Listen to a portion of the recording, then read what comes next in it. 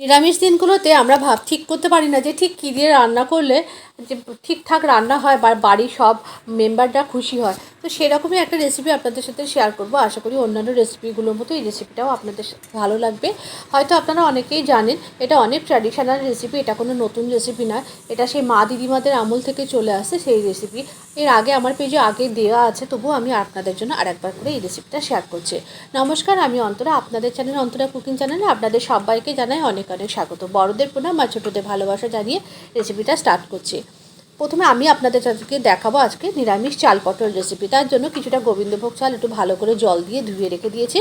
আর ওদিকে প্রথমেই পটল আর আলুগুলোকে কেটে নিয়েছি, পটলের গায়ে কাট দিয়ে নিয়েছি, আর আলুগুলোকে লম্বা লম্বা অনেকটা মাছের ঝোলের মতো কিন্তু একটু সরু সরু করে কেটে নিয়েছি। আর এদিকে একটা মিক্সি জার নিয়ে নিয়েছি, তার মধ্যে দিয়ে দিয়েছি স্বাদ অনুযায়ী লঙ্কা, মানে ঝালটা আপনারা বুঝে দেবেন। কিছুটা দিয়েছি আদা, একটা বড় সাইজের টমেটো, আর দিয়েছি একটুখানি ভাজা জিরের গুঁড়ো। আপনারা কাঁচা জিরেও দিতে পারেন। দিয়ে ভালো করে এটাকে একদম মিহি পেস্ট করে নিয়েছি। এরপরে ওই একই মিক্সি জারের মধ্যে কিছুটা টক দই, 1 চামচ চারমগজ আর 1 চামচ কসুরি মেথি খুব ভালো করে নিয়ে পেস্ট করে নিয়েছি।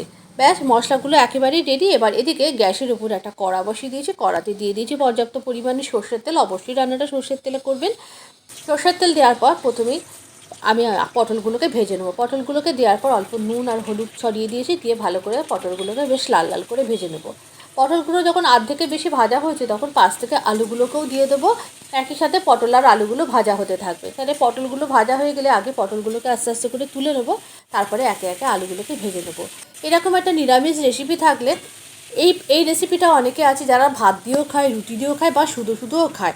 একটু ড্রাই করে করতে পারলে এই রেসিপিটা কিন্তু শুধু মুখেও খাওয়া যায়, খুব ভালো হয় খেতে। যদি না বানিয়ে থাকেন অবশ্যই একবার এই রেসিপিটা ট্রাই করবেন। পটলগুলো ভেজে তুলে নিয়েছি, আলুগুলো বেশ লাল লাল করে ভাজা হয়ে গেছে। কড়াতে থাকা তেলের মধ্যে দিয়ে দিয়েছি একটুখানি দারচিনি ফোড়ন, আর দিয়েছি একটু জয়িত্রী ফুল ফোড়ন। ফোড়নটা দেওয়ার পর একটু গোটা জিরে ফোড়ন দিয়ে দিয়েছি। দেওয়ার পর যে টমেটো আদা লঙ্কার পেস্টটা ছিল সেটা দিয়ে দিয়েছি। পেস্টটা বেশ ভালো করে একটুখানি কষিয়ে নিয়েছি। তারপরে দিয়ে দিয়েছি চালটা প্রথমেই দিয়ে দিতে হবে, কারণ চালটা তো সেদ্ধ হওয়ার ব্যাপার আছে। চালটা দিয়ে ভালো করে নাড়াচাড়া করে দিয়ে দিয়েছি স্বাদ অনুযায়ী লবণ, যতটা তরকারিতে লবণ লাগবে দিয়েছি। কিন্তু এখন কোনো রকম হলুদ বা চিনি ব্যবহার করব না, হলুদ আর চিনিটা পরে ব্যবহার করব। আর তারপরে এর মধ্যে দিয়ে দিয়েছি ভেজে রাখা আলুগুলোকে দিয়ে একসাথে চালের সাথে খুব ভালো করে কষিয়ে নিয়েছে।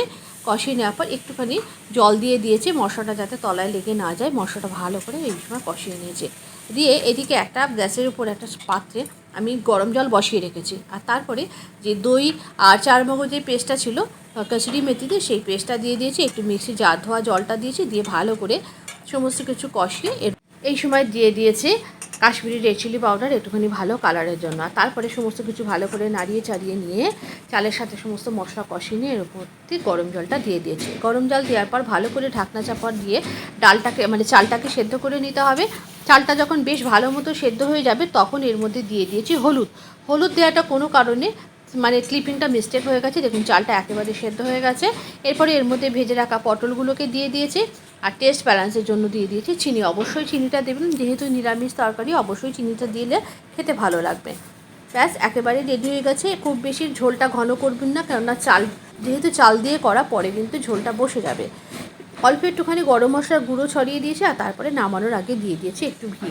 এরকম একটা পদ থাকলে বলুন তো নিরামিষের দিনে কীরকম জমে যায়। এই এক পদেই আপনি বাজিমাত করতে পারেন। তারপরে আমি এটাকে সার্ভ করে নিয়েছি। রেসিপিটা যদি ভালো লাগে আপনারা অবশ্যই ট্রাই করবেন। এরকম নিত্য নতুন রান্নার আপডেট পেতে অবশ্যই অন্তরার পেজের সাথে যুক্ত থাকবেন।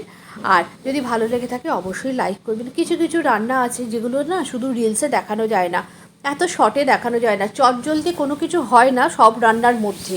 সুতরাং সেটাকে দেখা দেখলে একটু লং ভিডিও প্রয়োজন হয়। আশা করি আপনারা দেখবেন। আবারও দেখা হবে পরবর্তী ভিডিওতে নতুন রেসিপির সাথে।